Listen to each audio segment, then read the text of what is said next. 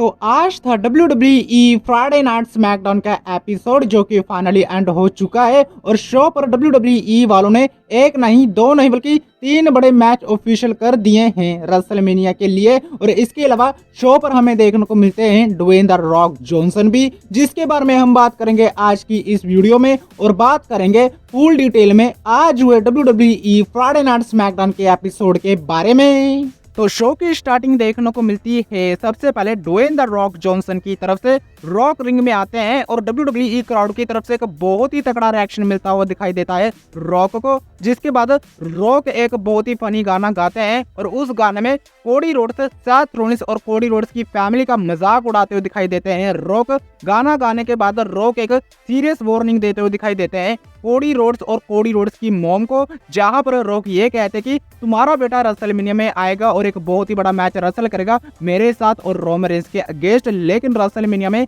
मैं तुम्हारे बेटे की कहानी पूरी तरह से खत्म करूंगा, उसको पूरी तरह से डिस्ट्रॉय करूंगा और तुम्हारा बेटा रेसलमेनिया में दोनों नाट्स पर हारेगा और ये सारा तमाशा तुम अपनी आंखों के साथ देखोगी। तो ऐसा कर कर रॉक कोडी रोड्स की फैमिली, कोडी रोड्स और कोडी रोड्स की मॉम को चेतावनी देते हुए दिखाई देते हैं कि रेसलमेनिया में कोडी रोड्स की धज्जियां उड़ाने वाला हूं मैं पूरी तरह से। और जिसके बाद रॉक एक कस्टम बेल्ट भी निकालते कि तुम्हारा बेटा यही बेल्ट जीतेगा जो कोडी रोड्स अक्सर अपनी पैंट पर बांध कर आते हैं। तो ऐसा कर कर कोडी रोड्स का मजाक भी उड़ाते हुए दिखाई देते हैं रॉक, जिसके बाद रॉक सीरियस वार्निंग देने के बाद अपने स्टाइल में प्रोमो को एंड करते हैं। तो ऐसे करके हमें स्मैकडाउन की स्टार्टिंग देखने को मिलती है ड्वेन द रॉक जॉनसन के प्रोमो सेगमेंट के साथ। लेकिन इसके बाद हमें हम्बतो करियो और एंजल गार्जा का टैग टीम मैच देखने को मिलता है LWO के साथ, जो कि एक क्वालिफाई मैच था मेंस के लैडर मैच के लिए जो कि होने वाला है रेसलमेनिया में। और बात करें इस मैच के बारे में तो बहुत ही बढ़िया एक्शन हमें देखने को मिलता है इस मैच में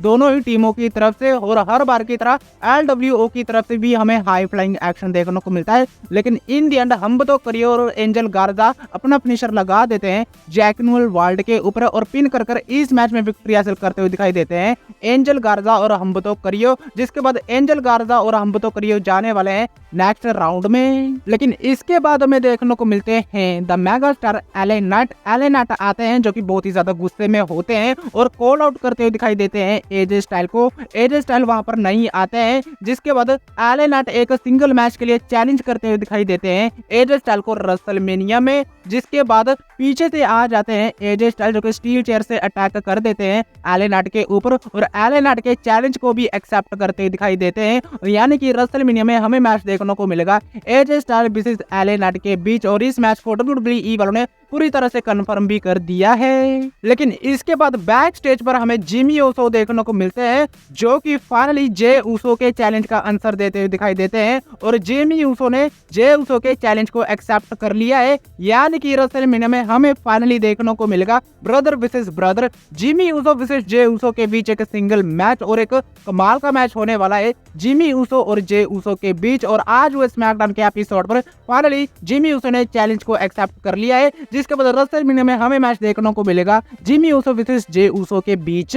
लेकिन इसके बाद हमें Grayson Waller versus Randy Orton के बीच एक सिंगल मैच देखने को मिलता है और मैच शुरू होने से पहले ही थीम म्यूजिक प्ले हो जाता है लोगन पॉल का, जो कि कमेंट्री करने के लिए आ जाता है। फाइनली मैच शुरू होता है और रिंग साइड पर ऑस्टिन थ्यूरी होते हैं जो कि लगातार चुल मचाते हुए दिखाई देते हैं इस मैच में। जिसके बाद रैंडी ऑर्टन ग्रेसन वॉलर के साथ ऑस्टिन थ्यूरी को भी ठिकाने लगा देते हैं और इन दी एंड RKO लगाते हैं ग्रेसन वॉलर के ऊपर और पिन कर कर इस मैच में विक्ट्री हासिल करते हुए दिखाई देते हैं रैंडी ऑर्टन। लेकिन मैच के बाद ऑस्टिन थ्यूरी और ग्रेसन वॉलर दोनों ही मिलकर अटैक कर देते हैं रैंडी ऑर्टन के ऊपर। रैंडी ऑर्टन के ऊपर लोगन पॉल भी अटैक करने की ट्राई करते हैं, लेकिन तभी थीम म्यूजिक प्ले हो जाता है केविन ओवेंस का, जिसके बाद एक स्टनर और एक RKO मिलता है ऑस्टिन थ्यूरी को और लोगन पॉल वहां से भाग जाते हैं। लेकिन पीछे से आ जाते हैं निक ऑल्डर्स जो कि लोगन पॉल का रेसलमेनिया मैच अनाउंस कर देते हैं, जहां पर निक ऑल्डर्स ये कहते हैं कि Logan Paul versus Randy Orton versus Kevin Owens के बीच एक ट्रिपल थर्ड मैच होगा US चैंपियनशिप के लिए रेसलमेनिया में।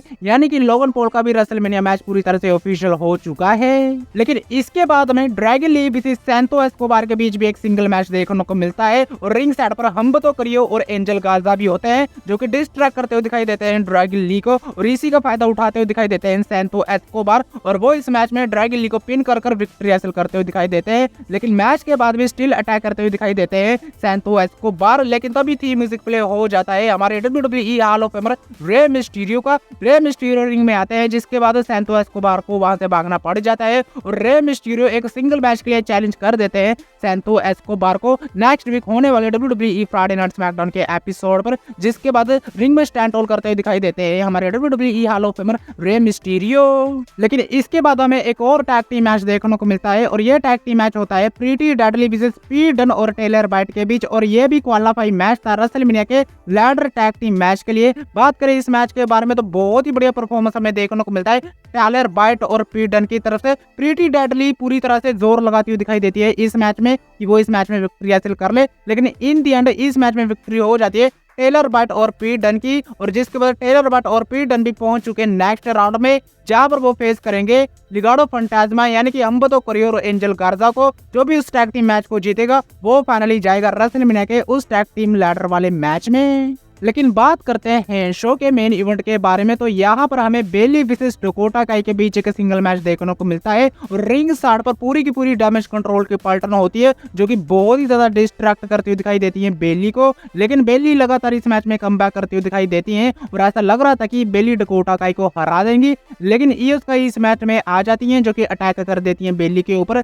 जिसके बाद ये मैच नो कॉन्टेस्ट में एंड हो जाता है। जिसके बाद पूरी की पूरी डैमेज कंट्रोल की टीम अटैक करती हुई दिखाई देती है बेली के ऊपर, लेकिन नियोमी का थीम म्यूजिक प्ले हो जाता है। नियोमी सेव करने के लिए आती है बेली को, लेकिन कुछ फायदा होता है नहीं क्योंकि उल्टा नियोमी को भी मार पड़ जाती है और इन द एंड ईओ स्काई मून शॉट लगाती हुई दिखाई देती है बेली के ऊपर और बेली को पूरी तरह से डिस्ट्रॉय करती हुई दिखाई देती है और इन द एंड रिंग में स्टैंड होल्ड करती हुई दिखाई देती है WWE women's champion Iyo Sky पूरी की पूरी डैमेज कंट्रोल की टीम के साथ। और इस तरह से एंड हो जाता है स्मैकडाउन का एपिसोड जो कि बहुत ही बढ़िया रहा। शो पर ना ही रोमन रेंस थे, ना ही कोडी रोड्स थे और ना ही सेथ रॉलिन्स थे, जो कि थोड़ा सा मुझे लगता है कि गलत हो गया। शो पर रोमन रेंस को होना चाहिए था लेकिन नहीं थे, लेकिन इसके बावजूद भी एक कमाल का स्मैकडाउन का एपिसोड रहा। लेकिन इस वीडियो को करते हैं यहीं पर एंड। वीडियो अच्छी लगी तो वीडियो को लाइक, चैनल को सब्सक्राइब करना मत भूलना क्योंकि मैं लाता रहता हूँ ऐसी ही वीडियो। तब तक के लिए टिल देन मिलते हैं नेक्स्ट वीडियो में काफी ज्यादा जल्दी।